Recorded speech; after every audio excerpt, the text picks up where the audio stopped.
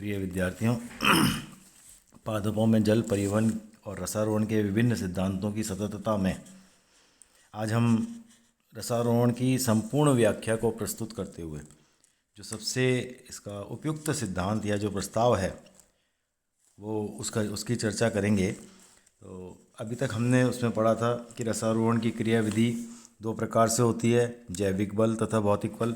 जैविक बल के विभिन्न सिद्धांत जैसे वेस्टमेयर सिद्धांत, गोल्डवस्की पंप सिद्धांत आदि का हमने स्पंदन बोस का जो था बहुत सारे सिद्धांतों पर चर्चा की। फिर हमने भौतिक बल सिद्धांतों में मूल दाब और अंतःशोषणवाद और केशिकत्ववाद आदि पर विचार विमर्श किया, वायुमंडलीय दाब आदि पर विचार विमर्श किया। अब हमने जो सबसे अभी तक हम सफल नहीं हैं कि हम पौधे में रसारोहण की संपूर्ण क्रिया को, पूर्णता को समझा सके।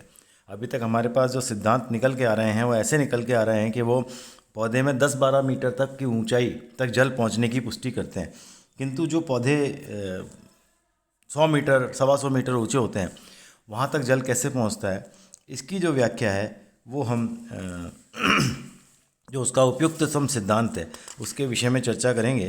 तो जैसा कि हम जानते हैं कि कोई भी एक अकेला सिद्धांत इसकी व्याख्या करने में अकेला तो असमर्थ है, लेकिन कुछ सिद्धांतों के समावेशन के द्वारा उसको समझाया जा सकता है। तो अब जो इसमें जो सिद्धांत है वो है कोहेजन टेंशन थ्योरी और ट्रांसपिरेशन पुल थ्योरी, है ना। कोहेजन अडेशन थ्योरी, कोहेसिव फोर्स और अडेसिव फोर्स की मैं आपसे बात कर चुका हूँ, जिसकी वजह से कैपिलरिटी होती है या केशिकीयता होती है। तो केशिकीयता की वजह से जल कुछ ऊंचाई तक, लगभग हमने बात की थी 2 से 3 मीटर ऊंचाई तक चढ़ सकता है। तो वो केशिकीयता का अपना एक बल है जो कि आसंजन ससंजन के रूप में कार्य करता है। आसंजन बल वो होता है जो दो विभिन्न अणुओं के मध्य लगता है, जैसे जाइलम वाहिकाओं की दीवारों की थिकनिंग और जल अणुओं के मध्य, और जल तथा जल अणुओं के मध्य लगने वाला बल ससंजन बल कहलाता है, कोहेसिव फोर्स कहलाता है, जो उनको जोड़ के रखता है ना। तो कोहेजन और अडेशन, है ना। अडेसिव्स आते हैं, आपने देखा होगा जो बाज़ार में उपलब्ध होते हैं अडेसिव्स, है ना, जो चुटकी में चिपकाए, बहुत सारे ऐसे आपने उदाहरण देखे होंगे। तो वो जो अडेसिव्स हैं वो 2 डिफरेंट सर्फेसिस को जोड़ते हैं, है ना। चमड़े को पीवीसी से, इसको उससे, स्टील को कांच से, ये जो अडेरेशन का काम करते हैं, है ना, ये अडेसिव्स होते हैं। और कोहेसिव्स वो होते हैं जो समान अणुओं को जोड़े रखने का कार्य करते हैं। तो ये जो सिद्धांत है इसको ट्रांसपिरेशन पुल थ्योरी या कोहेजन टेंशन थ्योरी भी कहते हैं।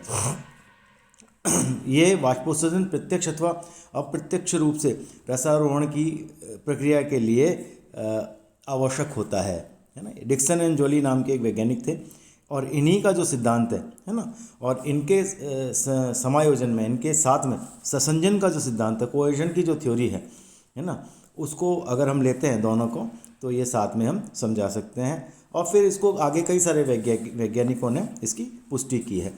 तो डिक्सन एंड जॉली जो थे उनके अनुसार अगर हम देखें तो जल के ससंजन एवं वाष्पोषण आकर्षण पर आधारित है इनका जो सिद्धांत है। तो अब तक जो अब हमने पढ़े वो व्याख्या करने में सक्षम नहीं थे। तो अब जो हम बताने जा रहे हैं डिक्सन और जॉली का explanation 1894 cohesion of water and transpiration pull के ऊपर निर्भर है। अब 2 थ्योरीज़ को हम साथ लेकर के अगर समझाएंगे, वैसे हम दोनों को अलग अलग पढ़ चुके हैं, अलग अलग वैज्ञानिकों ने अलग अलग रूप से दी थी, लेकिन उन्होंने कहा कि एक ही, जैसे ट्रांसपिरेशन पुल इज सफिशिएंट, लेकिन खाली ट्रांसपिरेशन पुल से भी काम नहीं चलेगा। और अगर हम कहें कि कोहेजन अडेशन से होता है तो कोहेजन अडेशन से भी अकेले नहीं होता। तो दोनों को जब हम मिला के समेकित रूप से पढ़ते हैं तो वो जो है वो एक रसारोहण के सिद्धांत की व्याख्या हो सकती है ना। तो ससंजन बल, और ससंजन बल क्या है? Cohesive force. मैंने आपको बताया कि जो जल के अणु हैं वे, आप जानते हैं कि जो जल का अणु है ना, वो अपने आप में एक इलेक्ट्रोनेगेटिव है ना, कोवेलेंट बॉन्ड से बना हुआ है, लेकिन इसमें बहुत जल्दी आयनाइजेशन की प्रॉपर्टी होती है ना। फोटोलिसिस भी उसका एक कारण है, फोटोलिसिस भी इस आयनाइजेशन टेंडेंसी से होता है। तो जल के अणुओं के अंदर क्या होता है, जो आपस में एक दूसरे को बांधे रखने का इस आवेशीय उसके द्वारा, तो इसमें क्या होता है, जल का जो प्रत्येक अणु ऑक्सीजन का परमाणु जल के अणु में ऑक्सीजन का जो परमाणु है वह सहसंयोजी बंध के द्वारा दो हाइड्रोजन परमाणुओं से जुड़ा है। चित्र में आप देख रहे हैं, है ना। ऑक्सीजन का परमाणु अपेक्षाकृत अधिक विद्युत ऋणी होता है, ये सब जानते हैं, है ना। तो इससे क्या होता है, जो साझा इलेक्ट्रॉन युग्म है इसके नाभिक न्यूक्लियस के अधिक समीप समीप होते हैं। इलेक्ट्रॉन युग्म इसके किसके, ऑक्सीजन के करीब ज़्यादा हो जाते हैं।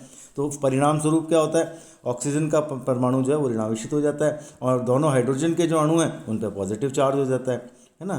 तो ये जो ऋणावेशित ऑक्सीजन परमाणु दूसरे जल के अणु के धनावेशित हाइड्रोजन परमाणुओं को अपनी ओर आकर्षित कर लेते हैं। तो इस प्रकार से इनके मध्य में जल के अणुओं के मध्य में एक पुल बन जाता है, एक खिंचाव बन जाता है, एक टेम्परेरी बॉन्डिंग बन जाती है, जिसे हम कहते हैं हाइड्रोजन बॉन्ड, है ना। तो ये इस प्रकार का एक हाइड्रोजन बॉन्ड होने से जो स्थिति बनती है, जल के अणु एक दूसरे को खींचे रखते हैं, बांधे रखते हैं, इसको हम कहते हैं सहसंजन। ठीक है। तो यह जो सहसंजन बल है, ये पादप रस का जब निकाला गया तो ये 45 से 210 एटमॉस्फेरिक प्रेशर तक मापा गया विभिन्न पादपों में। ठीक है ना। तो लगभग 50 से 210 मान लीजिए, तो एक बहुत बड़ा स्केल है। कल भी हमने बात की, अगर कि इतना बड़ा सहसंजन बल क्रिएट होता है तो वह सक्षम है पादप को 100 मीटर के पादप को भी जल को ऊपर पहुंचाने में। तो ये जो सहसंजन बल है इसको टेंसाइल स्ट्रेंथ ऑफ वाटर भी कहते हैं, है ना। ये आप सारी परिभाषाएं जब आप फिजिक्स 12th में पढ़े थे तो हमने सरफेस टेंशन के साथ ये सारी चीज़ें पढ़ी थी, है ना। अब क्या हुआ, अब ये तो हो गया सहसंजन। अब दूसरा इसमें एक महत्वपूर्ण भूमिका, जैसा मैंने आपको पहले बताया, वो भी निभाता है, वो है आसंजन बल। तो आसंजन बल क्या होता है, तो जल अणुओं और जाइलम की वाहिकीय तत्वों में, है ना, जो जाइलम का एलिमेंट है, जो जिससे उसकी थिकनिंग है, लिग्निन सुपरिन, जिसकी भी थिकनिंग है ना, उस थिकनिंग से अगर वो जल का अणु बंधा हुआ है, आकर्षित होता है ना, तो इसको हम अडेशन कहते हैं। और मैंने अडेसिव का एग्जाम्पल आपको देके बताया, ऐसा फोर्स जो दो विपरीत अणुओं के मध्य होता है, जो दो विभिन्न अणुओं के मध्य होता है, जैसे कि जाइलम की वाहिकाएं की दीवार और जल के अणु, है ना।